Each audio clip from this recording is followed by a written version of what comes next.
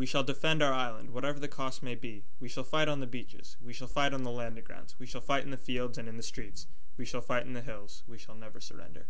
Winston Churchill's determined, dogmatic attitude, though counterproductive through most of his life, was essential to Britain's success in World War II. Winston Churchill was born on November 30th, 1874, in Blenheim Palace, Oxfordshire. He was the older of two sons of Lord and Lady Randolph Churchill. His parents were well off financially. He went to school in Harrow, where he excelled in history and math, but failed other major courses, and due to these failures, he was punished frequently. In 1895, at the age of 21, Churchill joined the army as a junior officer. His regiment was stationed at Bangalore, India.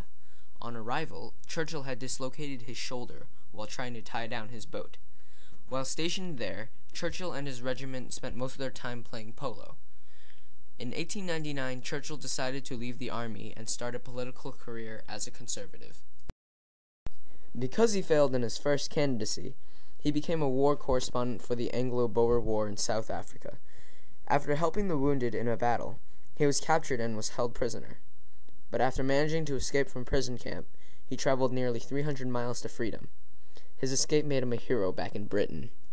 Because of this, in 1900, he was able to win elections into Parliament. In 1911, through World War I, he held the rank of First Lord of Admiralty. He engineered the naval attack on Dardanelles to remove the Ottoman Turks from the war. He failed miserably, suffering 250,000 casualties. This was a major hit towards his political career. This failure led him to unpopularity with the people. When the national government was formed in 1931, he was not invited into the cabinet. In the latter part of the decade, he began to focus on the rise of Adolf Hitler.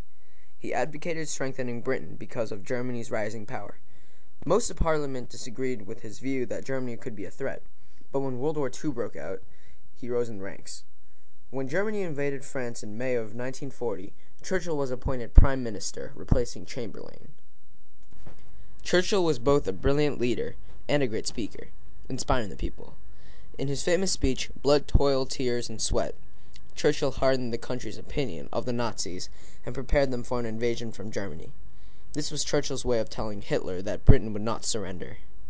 His charismatic character brought him in good favor with many of the world's leaders, such as Roosevelt, Chiang Kai-shek, and Stalin. Winston Churchill was viewed as a brilliant wartime leader, but after the war, he was beaten in the 1945 elections. The people did not like him because he was against public health care and mandatory schooling. People believed that he was a good leader during the war, but wouldn't be good during peace.